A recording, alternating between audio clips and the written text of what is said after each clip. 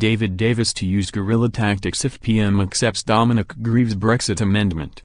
Mr Grieve secured shock concessions from the Prime Minister to avoid an embarrassing defeat for the government ahead of a vote on the House of Lords amendments, but voted down his original amendment. But BBC Newsnight political editor Nicholas Watt warned that Mrs May could face a rebellion from within her cabinet if she agrees to Mr Grieve's further demands.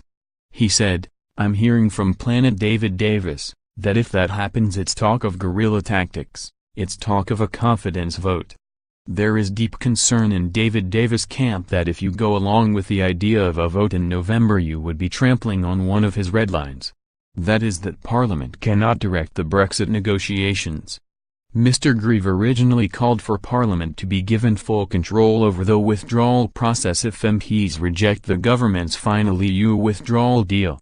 Commenting on the demands of pro-European rebel MPs, Mr Watt said, "Remainers basically want to ensure they have an ability to allow Parliament to stop no-deal Brexit."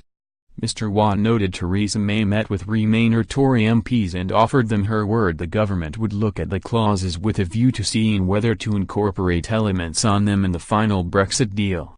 The journalist commented on these discussions, stating, "They believe Theresa May has taken a big step by agreeing that the government would look at two of Dominic Grieve's big ideas.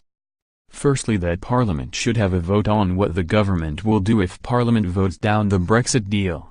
Secondly, if by the end of November there is no deal, the government should come to Parliament and Parliament should have a say on what will happen then."